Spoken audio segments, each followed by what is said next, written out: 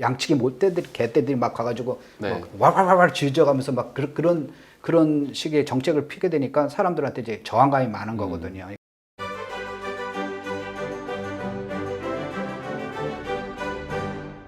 투자 인사이트를 얻을 수 있는 부동산 전문 채널 부동산 읽어주는 남자 정태익입니다.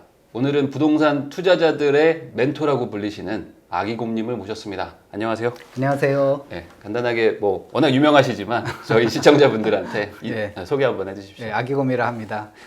저 모르시면은 이제 불인이고 저 아시면은 부동산 투자 좀 했네라고 하실 정도로 뭐 유명한 거 아니고 오랫동안 이제 네. 해왔고요. 여러분하고 똑같이 그 월급쟁이로 이제 네. 돈을 모아서 제가 자산가라고 보기보다는 월급쟁이로 돈을 모아서 그다음에 이제 자산을 일군 거죠. 그래서 근로 활동과 이제 투자 활동을 같이 하면서 그래서 그동안에 제가 이제 그 경험하고 또 배웠던 거, 공부했던 거 이런 이제 노하우를 여러분하고 이제 공유하고자 강연도 하고 이제 책도 쓰고 그래서 여러분 앞에 이제 좀 더 소개해드려 이제 나왔습니다. 네, 아니 제가 집을 처음 살 때 네. 저도 진짜 불인이고 공인인증서 비번 어떻게 입력하지 뭐 이럴 때 네. 그때도 책을 쓰시고 막 그 예, 활동을 예. 하셨던 전문가세요. 예.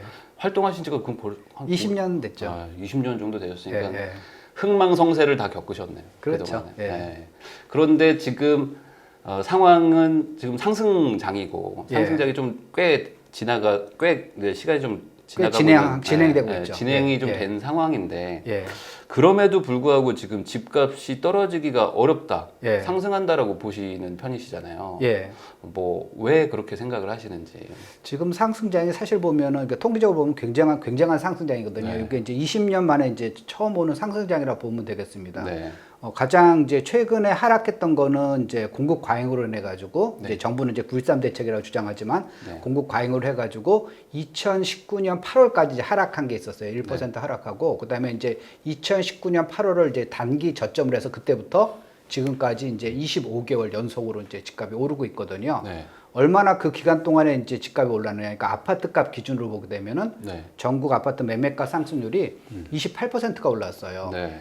2년 한 달, 2년 한 달에 28개월 오른 거는요. 네. 2000년대 초반에 그러니까 IMF 국제금융위기 IMF 그 외환위기 사태 직후에 올랐던 거 네. 다음으로 두 번째예요. 네. 그러니까 그 전에 그 20년 그 사이에서는 그렇게 많이 단기간에 많이 오른 적이 없거든요. 네. 여러 가지가 이제 정책적인 문제도 있지만 세계적으로 이제 그 펼쳐지고 있는 인플레이션, 네. 그러니까 돈가치 하락 현상이 우리나라도 이제 불러일으킨 거죠. 네. 그러니까 이게 지금 엎친 데 덮친 격이죠. 그렇죠. 예, 예. 두 개가 이제 허리케인 두 개가 막 동시에 막 콜라보가 일어나면서 되는 있는 건데. 거죠. 예. 그래서 많은 분들이 뭐 어차피 예. 다른 나라도 다 올랐다. 예. 그러니까 정책의 문제는 아니다라고 얘기를 하시는 분들도 있는데 예. 그렇게 보세요? 아니면은 정책도 큰 영향을 줬다. 그러니까 이제 이제 경제 문제하고 이제 정치 문제하고 막 엇갈려 가지고 이제 사람들이 네. 조금 이제 진실을 못 보는 경우가 있거든요. 네. 그래서 보통 현재 이렇게 집값이 오르는 현상을 갖다가 현 정부가 20여 차례 뭐 네. 25번, 26번의 대책을 내놓으면서 계속 헛발질을 해가지고 이게 악화시켰다라고 보는 사람들도 있고요. 네. 또 반대쪽에 있는 사람들은 그게 아니다. 지금 현재 보면은 이 오히려 투기 세력이나 뭐 자전거래 이런 것 네. 때문에 뭐 분여의 담화 이런 것 때문에 이제 집값이 올랐다라고 이제, 네. 이제 서로 이제 다른 얘기를 하거든요. 그래서 맞아요. 전자에서는 현재 정부의 정책을 좀 되돌리는 정책을 써야 되는 거고 이쪽 후자 쪽 얘기는 보다 더 강화를 해야 된다라고 네. 해가지고 싸우는데 근데 좀 더 이제 시각을 좀 넓게 봐가지고 보면은 다른 나라 집값들은 굉장히 많이 오르거든요. 네. 미국, 우리나라도 더 많이 올랐고요. 다른 나라도 다 많이 올랐습니다. 네. 심지어 일본도 집값이 오르고 있거든요. 네. 그러면은 그 미국이 집값 오르는 걸 갖다가 우리나라 정부가 정책을 잘못해가지고 미국 집값 올라가는 거 아니잖아요. 네. 또 우리나라 투기꾼들이 막 자전거를 해가지고 미국 집값 올라가는 거 아니잖아요. 네. 그러니까 다른 나라도 동시에 오르는 거는 바로 세계적으로 인플레이션이 네. 이제 펼쳐졌다라고 할 수가 있습니다. 그래서 네. 그런 인플레이션이 우리나라도 닥쳐가지고 집값이 오르는데 거기다 더 조금 이제 정부에서 악수를 쓴 게 많기 때문에 그게 지역별로 차별화를 일으킨 거예요. 네. 그래서 지금 서울이나 이제 수도권 같은 건 집값이 많이 올랐는데 지방 일부 지역 같은 경우는 현 정부 출범 후 지금까지 집값이 떨어진 데가 네. 한 15군데 정도가 있거든요. 네. 그러니까 그런 데는 지금 뭔 소리야? 나 집값 떨어져가지고 지금 현재 팔리지도 않고 집값 떨어져서 큰일 났는데라고 하는데 네. 다른 지역, 그러니까 수도권이나 이런 데서는 집값이 확 올라가지고 막 아우성을 치고 그런 거니까 이렇게 극심한 양극화가 벌어지는 거는 바로 현 정부의 부동산 정책과 관련이 있고요. 네. 그다음에 전체적으로 평균적으로 집값이 오른 거는 인플레이션하고 관련이 있다 이렇게 보고 있습니다. 네, 저도 여기에 동의하는 게 외국 같은 사례는 네. 이렇게 극단적으로 어떤 한 종목, 어떤 지역만 급등하지는 않고 그런 적은 전체적으로 없어요. 올라가는 네. 건데 같이 올라가는 같이 떨어지죠 네. 대부분. 그런데 우리나라는 그게 아니라 전체적으로 평균은 올라갔지만은 네. 이게 이렇게 양극화가 굉장히 심하거든요. 그렇죠. 그거는 이제 정책적인 문제인 거예요. 그러니까 우리 이게 인플레이션이 우리나라에도 영향을 줬기 때문에 이게 네. 돈이 많이 들어오고 그렇죠. 돈의 양이 네. 늘어난 건 맞는데 이게 네. 쏠리게 된 거는 정책이라는 거잖아요. 예, 그렇습니다. 예. 그러면 그렇게 쏠리게 되는 정책 예. 가장 큰 게 뭘까요? 이제 우선 이제 그 파리 대책, 그러니까 현 정부의 그 부동산 정책에서 가장 처음인 게 이제 파리 대책 아닙니까? 물론 그 전에도 약간 짜잘한 게 있었지만은 네. 파리 대책이 이제 본격적인 대책인데 파리 대책이 너무 준비 없이 너무 급하게 나온 게 이제 문제인 거예요. 네. 그래서 현 정부가 출범한 게 이제 2017년 5월인데 2017년 8월 2일 그러니까 두 달 반 만에 새로운 정책이 나왔는데요. 이 부동산이라는 정책, 부동산뿐만 아니라 다른 경제 정책도 충분한 이제 공부가 되고 이것이 이런 정책을 나왔을 때 어떻게 시장에 영향을 끼칠 것인가 이런 걸 좀 더 주도 면밀하게 좀 시뮬레이션도 해보고 네. 이제 다양한 전문가를 포함해서 다양한 의견을 듣고 이제 그 정책을 세웠어야 되는데 너무 급하게 이제 보여주기 위해서 네. 우리는 이전 정부하고는 달라. 우리는 이 정도의 화끈하게 우리는 이렇게 할 수 있어라는 걸 너무 빨리 보여주려고 서둘다 보니까 그러니까 엉뚱한 정책을 내온 거죠. 그때 저도 기억나는 게 그때 그 네. 노무현 정권 때의 정책들을 모아서 약간 종합 선물 세트다라는 식으로 그렇죠. 갑자기 발표가 확 났어요. 그래서 그게, 그 주로 이제 사람들이 이제 심리를 흔들어 가지고 이제 앞으로는 부동산으로는 돈을 벌 수 없다라는 이제 네. 사람들한테 이제 공포감을 주기 위해서 네. 이제 정책을 막 이제 폭탄을 갖다가 이제 네. 했는데 그거 하나하나가 이제 부작용이 막 나는 거죠. 그때 이제 뭐 집을 뭐 언제까지 팔아라 뭐 이런 얘기도 그쵸. 하면서 예, 이제 맞습니다. 앞으로 진짜 이거 돈 못 번다. 예, 예. 그래서 실제로 판 분들도 많았거든요. 그렇죠. 예. 근데 그 정책이 부작용이 어쨌든 일어났다는 거면 그렇죠. 그 어쨌든 뭐 근본 원인 그 정책을 어떻게 설계했길래 이렇게 부작용이 나는 걸까? 뭐 어떻게 보세요? 기본적으로 그게 신기한 게 참여정부 때도 똑같은 현상이 벌어졌거든요. 네. 그게 이제 대자비로 나타난 네. 거예요. 다주택자를 압박해. 그러니까 한 사람이 그러니까 어떤 사람이 자기가 이제 뭐 볼펜을 갖다가 500개를 갖던 1000개를 갖던 그거는 상관이 없지만은 집은 우리 그러니까 의식주 중에 하나니까 한 사람이 여러 개를 갖고 있는 건 죄악이다. 이제 이런 시각을 갖고 있는 거예요. 그 법을 설계한 사람이. 그래서 지금 다주택자는 압박을 해야 된다. 그래서 다주택자한테 집을 팔게 하고 그다음에 이제 그 무주택자나 이제 1주택자가 사게 하는 이제 그런 정책을 쓰고 싶었던 거죠. 네. 그래서 이제 다주택자한테 과세를 강화하면서 집을 다주택자를 하지 말아라. 네. 이제 그 팔 수 있는 기회를 네. 2017년 8월 2일에 발표했지만 2018년 3월 32일까지 네. 파는 거는 봐주겠는데 네. 4월 이후에 팔게 되면 너희들은 정말 이제 헬게이트가 열릴 거야. 네, 막 세금을 이제, 막 세금 때리겠다. 막 때릴 거야. 네. 그러면서 이제 이렇게 이제 사실 막 협박을 한 거죠. 네. 그러니까 이제 우리나라 사람도 굉장히 순진하거든요. 네. 그러니까 그래? 그럼 다주택자가 이제 어떤 사람이 이제 10채를 갖고 있는 사람이 있었다고 네. 가정해 보죠. 그럼 이 사람이 이제 집을 팔 거예요. 정부에서 나라님이 다주택자 하지 말라고 그러니까 팔아야겠다 가지고 파는 거예요. 네. 팔으면 이제 이 집이 남았던 안 남았던 팔고 나면은 매매가하고 전세가 차이가 있을 거 아니에요. 네. 그럼 이제 하나당 1억씩의 이제 차익이 그렇죠. 아니라 이제 어떤 뭐 자기 투자금이든 투자금이든 뭐가든 하여튼 뭐 돈이 남은 나오죠. 거든 하여튼 1억씩 나올 거예요. 그럼 이제 10개를 팔았어요. 그럼 10억의 돈이 생기는 거예요. 네. 이 사람 다주택자 하지 말라니까 팔았어요. 네. 10억에 그걸 갖다가 자금이 생겼어요. 그러면 그 10억 원 갖고 뭘 할 것인가? 네. 거기서부터 이제 정부가 그 당시 그 파리 대책을 설계했던 사람이 거기서부터 그걸 고민을 안 한 거예요. 그걸 놓친 거죠. 네, 팔아 그러면 그다음에 끝. 근데 그 사람이 팔고 나서 어떤 행동을 할 것인가를 네. 생각 못한 거죠. 그러니까 그거를 예. 주식 시장으로 뭐 유도를 하든 그렇죠. 뭐 창업으로 유도를 하든 그렇죠. 이 돈을 어딘가에 옮겨줬어야 되는데 예. 그걸 그게 없었죠. 예. 그냥 팔어. 그러면 이제 이 사람이 10억을 갖고 있었어요. 그럼 그거 갖고 뭘 할까 생각하면은 보통 이제 그 부동산 투자하시는 분들은 보다 조금 약간 보수적인 거예요. 그러니까 안정지향적인 투자를 하시는 분이고요. 보통 이제 그런 분들이 비트코인을 하지는 않아요. 그래서 그분들이 보통 이제 그러면 10억을 갖다가 다 소비하지도 않아요. 그러니까 저 돈 있으면 내가 정말 해외여행도 하고 뭐 정말 롤렉스 한 10개 정도 사고 뭐 그다음에 벤틀리도 사고 뭐 그렇게 생각할 것 같지만 그럴 분들은 부동산을 안 해요. 그렇죠. 그거는 그렇게 생각한 사람은 돈이 없기 때문에 그렇게 생각하는 거고 돈 있는 사람은 그렇게 생각 안 하거든요. 그래서 그 사람들은 그거 팔고 나가지고 10억 갖고 그러면 이 10억 갖고 내가 노후 대책을 해야 되는데 그럼 이거 갖고 어떻게 해야 될 것인가? 그럼 집을 다시 살려고 그러면 아까 그 정부가 뭐라 그러냐면 여러 채 사지 말라 그랬잖아요. 그럼 한 채만 사야죠. 한 채만 사면 아까 1억 차익이 1억 들어가는 거 하나 사게 되면 9억이 남잖아요. 그러니까 이 돈을 놀릴 수가 없잖아요. 그러니까 그 10억을 몽창해 가지고 한 채를 사는 거예요.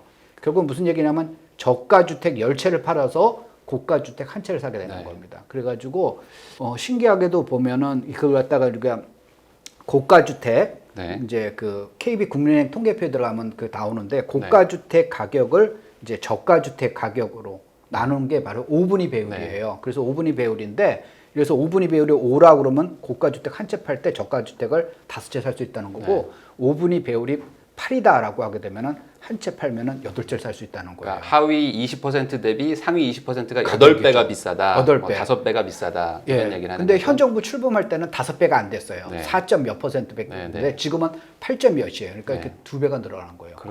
그러니까 무슨 얘기냐면 사람들이 저가 주택을 팔고 고가 주택을 산 거예요. 자, 그래서 지금 현재 보면 현 정부 출범은 지금까지 집값 올라가는 지역이 어디냐 하면은 현 정부 출범해가지고 지금까지 집값 올라가지고 1위가 뭐 1위부터 시작해가지고 이제 쭉 있을 거 아니에요. 1위부터 30위까지 중에서 지방은 딱 2군데밖에 없어요. 세종시하고 대전 서구. 나머지 1위부터 이제 30위 중에 나머지 28개 지역은 수도권. 그리고 집값이 비싼 동네. 그다음에 아까 현 정부 들어와서 집값이 떨어진 데도 있다 그랬잖아요. 그런 데는 이제 지방. 지방의 아주 소도시 뭐 읍면, 군단위 이런 데들은 그런데 이제 거기 10채 갖고 있던 사람이 그걸 팔아가지고 한자를 하나 사라는 거니까 이제 비싼 걸 사야 되잖아요. 그 비싼 걸 사는 거니까 이제 소위 똘똘한 데를 사는 거죠. 그러니까 이 정책의 설계가 이제 전반부는 이제 파세요. 이제 팔아서 1주택자들이 이제 무주택자들이 1주택을 가져서 이제 집 개수를 조금 약간 좀 평준을 하자라는 의도는 거였는데 좋죠.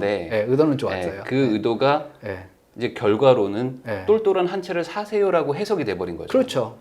그러니까 사람들이 똘똘한 한 채를 사러 가고. 근데 이게 문제는 주식과 달리 집은 주거 형태니까 똘똘한 한 채라는 게 살기도 좋은 동네잖아요. 그렇죠. 그러니까 내가 가고 싶은 동네가 올라가는 걸 보니까 추격 매수, 패닉 바잉, 악순환이 이어지는 거죠. 그렇죠. 그래서 이게 정책이라는 게 이 상당히 사실 보면은 약간 신중해야 되는 거고요. 여러 방면에서 하나만 보는 게 아니라 여러 방면을 좀 생각을 해봐야 되거든요. 그래서 어떤 정부에서 이번에도 이제 정부에서 또 뭐 연말까지 뭐 전세 대책을 뭐 내놓는다 그러는데. 좀 이번에는 좀 신중하게 생각해주고 이게 되면 이렇게 될까 이렇게 될까라고 그러니까 좀 더 신중하게 생각을 해가지고 선택을 했으면 좋겠어요. 설마 그러겠어? 설마 그렇게 되거든요. 근데 설마 그러겠어라고 그렇게 생각할 수가 있지만은 저기 부작용은 이제 설마가 진짜가 되거든요. 그러면 또 하나 많은 분들이 좀 약간 논란이라고 할 수 있는 뭐 정책 중에 하나가 또 임대차 3법 해서 특히 뭐 계약갱신 청구권의 전월세 상한제도 있는데. 이 부분이 이제 내년 8월부터 이제 본격적으로 이제 계약갱신을 못하는 분들이 나타난다는 거죠. 이제 2년을 다 썼으니까. 그분들이 이제 계속 나타나는데 현재 시장은 뭐 잘 아시겠지만 가격이 전세 가격도 엄청 차이 나잖아요. 그렇죠. 이 부분은 어떻게 3분화돼가지고 삼중 가격까지 나타나고 있는데 이 부분에 대해서는 어떻게 생각하세요? 이게 앞으로 잡힐 것 같으세요? 아니면 위로 따라 붙을 것 같으세요? 그게 이제 현 정부에서 또 이제 그걸 이제 준비를 뭔가 하겠죠. 그걸 이제 하겠는데 문제가 이제 그 딜레마인 거예요. 어떤 정책을 또 내놓게 되면 그거에 대한 부작용은 또 생기는 거고 그렇다고 안 내놓게 되게 되면은 그 이 임대차 3법의 그 시한이 이제 내년 7월까지거든요. 7월 이후에는 정말 이제 그 피해자가 이제 속출을 하는 거예요. 그러니까 전세금 이제 올라간 전세금을 저기 못 내가지고 다른 지역으로 쫓겨나거나 아니면은 이제 다른 아파트에서 뭐 빌라나 오피스텔 또는 더 작은 평형 이렇게 옮기는 이제 주거지를 좀 하향시키는 이제 사람들이 나타나게 되기 때문에 굉장히 이제 불만이 많아지겠죠. 그래서 그렇다고 또 현 정부에서 뾰족하게 지금 현재 대책을 내놓을 만한 게 사실 많지는 않거든요. 또 내놓게 되게 되면 그게 또 이제 또 다른 무리수를 두게 되는 거니까. 그래서 내년 7월 이후가 이제 전세 시장이 굉장히 사실 보면은 좀 문제가 생길 것 같아요. 네. 그리고 그 전에 또 선거들도 있고. 그렇죠. 그러니까 또 어찌 보면 현 정부의 입장을 이해해 보면 신중하게 해야 되는데 신중하게 하기에는 지금 시간이 없잖아요. 그렇죠. 너무 시간이 없으니까 우선 급한 불을 꺼야 된다는 생각을 할 수밖에 없고 그러면 또 약간 좀 무리수를 둘 수도 있겠죠. 어떻게든 막아야 되니까. 그러면 결국에는 지금 2021년은 뭐 이제 몇 달 안 남았으니까 22년도에도 이 상황이 좀 지속될까요?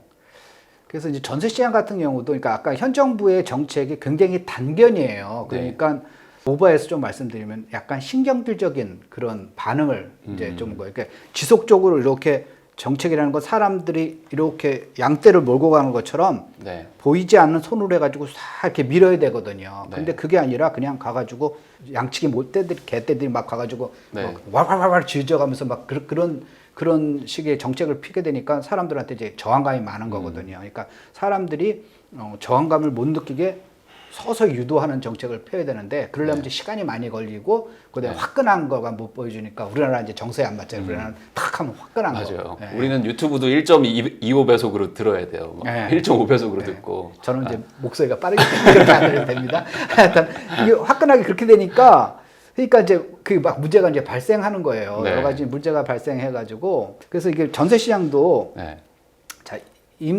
임대사업자 제도 있잖아요. 임대사업자들을 작년에 710 조치 때에서 아파트에서 임대사업자 제도를 갖다 없앴어요. 임대사업자를 더 이상 못하게 하는 거고 그다음에 연차적으로 만기가 되면은 자동 말소시키고 말소되는 거예요. 그게 모순인 거죠. 전세 시장을 잡으려고 그러면 임대사업자 제도를 없애면 안 되는 거거든요. 임대사업자 제도가 정말 세입자 입장은 좋은 거예요. 좋은 거예요. 그래서 어떤 사람은 그 세입자가 저기 청와대에다가 청원서 쓴다고 거기 무슨 뭐 하는 거 있잖아요. 거기다 쓴다고 막 이제 그러더라고요. 그래서 쓰세요. 거기다 이렇게 했는데 왜 좋으냐면은 지금 현재 보면은 임대사업자 물건 이제 그러니까 일반 임대사업자가 등록 임대사업자가 아니고 이제 일반인들은 아까 계약갱신 청구권 쓰게 되면은 그다음에 전세금을 시대로 확 올릴 수가 있잖아요. 4년. 그런데 임대사업자는 4년이 되더라도 못 올려요. 5%밖에 못 올려요. 그럼 세입자 가름되지 않습니까? 세입자 갈아도 기존 세금의 5%밖에 못 올려요. 그러니까 팔지도 못해. 임대사업은요, 한 번 들어가면은 거기 들어간 사람은 8년은 그냥 나가지도 않아. 심지어 이 사람이 만약에 자기가 집을 사란다고 이제 나가는 사람들 가끔 있어요. 그러면은 그 물건은 그 부동산에서 시장에 내놓지도 않아요. 딱 내놓고 자기 아는 사람한테만. 딴 데가 전세가 4억인데 여기는 2억밖에 안 돼. 뭐 이러면서 주는 거니까 막 특혜예요. 맞아요. 그래가지고 어떤 임대사업자는 이제 복비도 안 내요.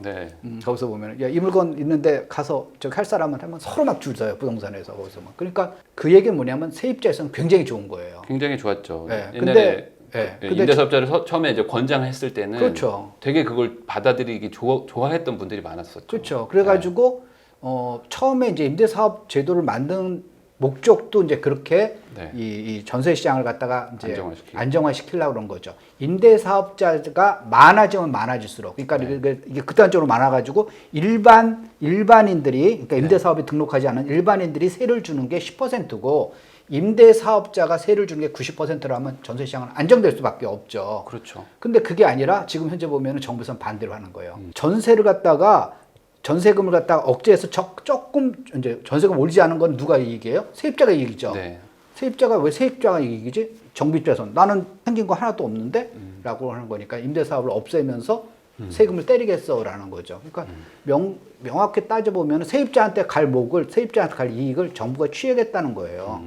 저는 이제 아쉬웠던 부분은 이제 뭐 임대사업자를 권장했던 것 자체가 문제는 아니었는데 그 이후에 공급을 많이 해서 대규모로 공급을 해서 임대사업자들이 뭐 어쨌든 안정적으로 전세를 공급하는 동안 빈집들을 만들어줘서 그렇죠. 이분들이 이제 안정적으로 돈을 모아서 옮겨갈 수 있게 해줬으면 좋았을 텐데 공급 포지션이 없었으니까 상대적으로 이제 집값이 막 올라가고 그러면 임대사업자들은 어쨌든 세금 혜택이 있기 때문에 이런 고생을 하니까 혜택을 받던 분들이 너무 올라가 버리니까 이 정부 입장에서는 얘네가 너무 많이 버는 것 같은데 라는 느낌의 이제 규제로 이제 전환이 되니까 반대로 이제 전세 시장이 이제 요동을 치기 시작하는 거잖아요. 그렇죠. 그러니까 임대 물건이 시장에 점점 없어게 그 양질의 임대 물건 세입자 입장에서는 가장 싸게 들어갈 수 있는 물건이 이제 임대사업자 물건이거든요. 그러니까 임대사업자 물건은 과거부터 5%밖에 올리지 않았기 때문에 가장 싼 거라고요. 가장 싼 거기 때문에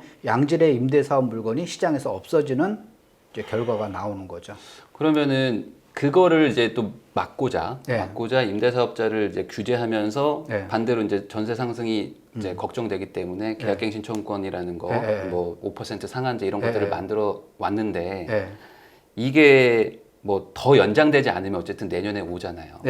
그리고 지금 당장 공급은 뭐 어쨌든 부족한 상황이고. 그럼 내년은 정말 뭐 딱히 누가 와도 답이 없는 상황이라고. 그러니까 선거를 앞두고서는 뭐 정부에서는 2년 더 연장안 같은 걸 내놓을 수가 있겠죠. 지금 2+2가 아니라 2+2+2 해가지고 6년 한 번 더. 그다음에 2년 후는 그다음에 선거가 이제 다 끝났으니까. 그다음에 모르겠고 2+2+2 하게 되면은 사대에 벌어지니까 그때는 나 몰라라고 하는 거니까 그렇게 할 수도 있어요. 그렇게 할 수도 있죠. 근데 그렇게 극단적으로 또 한 번 더 할 수도 있다. 그럴 수도 있고 그러는데 그거는 뭐 또 다른 계속 그러면 이제 시장에 계속 전세 매물을 이제 없애는 결과가 되거든요. 이 임대차 보호 3법이 시장에 끼치는 영향이 전세금을 올릴 수 없다는 거 이상의 문제가 있어요. 그러니까 이제 세입자는 어떻게든 안 나가려고 그러는 거고, 그렇게 되니까 집주인이 팔 수가 없는 물건이 이제 그 물건을 팔 수가 없게 되는 거고, 실수요자 같은 경우는 그 집을 샀는데 제때 못 들어오게 되는 그런 결과가 나오게 되니까 어떤 현상이 벌어지냐면은 자금력 있는 사람은 집을 그냥 비워둬요. 집을 그냥 해가지고 내가 이거 갖다가 비워뒀다가 시세 오르면은 빈집인 상태에서 팔아야지. 빈집인 상태에서 팔게 되면 시세가 높거든요. 그러면 집을 비워놔가지고 전세금에 대해서 금융 비용보다 내가 집을 비워놔가지고 시세가 더 높게 팔 수 있는 이익이 더 커요. 그러니까 자본금이 있는 사람 같은 경우는 집을 비워두니까 그래서 전세란이 자 생각해 보세요. 집이 갑자기 있던 게 없어진 게 아니잖아요. 그리고 우리나라 세대수나 가구수 그 인구가 갑자기 늘어난 게 아니잖아요. 특히 19년에 비해서 2020년에 인구가 줄었는데 세대수는 늘어서도 갑자기 세대수가 그러니까 수요가 갑자기 갑자기 늘어나거나 기존에 있는 재고 갑자기 줄어드는 게 아닌데 갑자기 왜 전세란이 벌어졌나를 생각해 보면은 그 중에 일부가 모든 집이 그렇지는 않지만 그 중에 일부가 집을 비워놓은 사람들이 있다라는 거예요. 그러니까 시중에 전세 매물이 옛날에는 100개인데 이게 임대차 보호 3법 때문에 더 줄어서 나온 것도 있지만은 집을 갖다가 비워놓은 사람도 있기 때문에 그러면은 뭐 빈집세를 또 만들까 모르겠는데 그럼 맨날 가가지고 가구 방문해가지고 실제로 가구 조사가 저녁에 10시에 사람 없으면 가서 전기세랑 수도세 가지고 세금 내고 체크하고 그렇게 할 수도 없고 그리고 또 하나의 또 정책 중에 하나가 실거주 강화가 있었어요. 맞습니다. 양도세 같은 것들이 이제 너무 세니까 그래 그러면 실거주를 하면 좀 양도세를 조금 뭐 중과를 뭐 피하게 해준다거나 뭐 이런 것들을 하면서 그러니까 소위 좋은 지역, 양질의 지역의 전세 물건들이 실거주화가 되면서 또 물량이 좀 준 것도 있죠. 맞아요. 그러니까 이런 정책들이 지금 전체적으로 콜라보가 오고 거기에 지금 인플레이션 유동화가 막 들어오면서 극단적으로 지금 가격이 가고 있잖아요. 제가 그 아크로 리버파크 한 2년 전에 한번 갔는데 그때 24억, 25억 이렇게 할 때였는데 거기 그 중개사분이 30억 간다 막 그런 적이 있었거든요. 근데 이제 42억이에요. 그러니까 그 몇 년 사이에 벌써 막 15억, 20억이 올라가 버리는 상황인데 이거를 결국에 해결은 해야 되잖아요. 해결하려면은 정책에 좀 약간 다시 복귀가 좀 필요할까요? 일부는 이제 그 현재 시점에서는 현 정부 하에서는 이제 급진적인 이제 그 변화는 없을 거예요. 이제 이미 너무 많이 와 있기 때문에 변화는 없어도 이제 정권이 바뀌거나 아니면 이제 같이 여당이 이제 재집권을 하더라도 옛날에 그 DJ 정권에서 참여 정권으로 바뀔 때도 사실 보면 이제 크게 보면은 민주당 그 계열이잖아요. 근데 그때도 보면은 그 참여정부가 그 이전 정권하고 분명히 선을 걷거든요. 그래서 차기 정권에서 민주당 쪽에서 다시 재집권을 한다 하더라도 현 정부의 정책이 100% 그냥 간다고 볼 수가 없어요. 거기서 보면은 계속 가게 되면은 새로 집권한 사람 입장에서 보면은 현 정부에서 한 그 실책까지 자기가 책임져야 되는 거니까 자기는 다르다. 그 사람들은 어설프게 해서는 거고 나는 이렇게 확실하게 할 수 있다. 그래가지고 뭔가 이제 변화가 있겠죠. 네. 그럼에도 불구하고 뭐 뾰족한 수가 마땅히는 없죠. 뭐 결국에는 이거의 핵심은 네. 양질의 그러니까 네. 좋은 지역에 네. 뭐 사람들이 원하는 네. 주택을 대규모로 공급하는 거 네. 이거니까. 그렇죠. 네. 근데 지금 당장은 없잖아요. 네. 당장은 입주 물량도 좀 부족하고. 그러니까 부동산 저기 경제 이제 크게는 이제 경제 정책, 작게는 이제 부동산 정책 같은 게 네. 한 달, 두 달 내에 끝날 수 있는 거는 없어요. 네. 그리고 전 세계적으로 그렇게 하는 사례도 없고 네. 과거에서도 그렇게 하는 거는 다 이제 사고만 치는 거지 네. 성공한 적이 한 번도 없어요. 그래서 네. 이거는 장기적으로 이제 장기적으로 문제를 풀어나가야 되는 거고 그 핵심은 이제 아까 말씀한 대로 이제 공급이 좀 양질의 주택이 공급을 많이 돼야 되거든요. 네. 사람들이 언제나 내가 싸게 좋은 집을 살 수 있다는 믿음이 있으면 사람이 서둘 필요가 없죠. 네. 근데 사람들이 공포감을 느끼고 빨리 사야 된다는 건 뭐냐면은 양질의 주택이 앞으로 점점 공급이 안 될 거야라는 이제 저기 생각을 가지니까 네. 하루라도 빨리 사야겠다라고 사람들이 이제 서두는 거죠.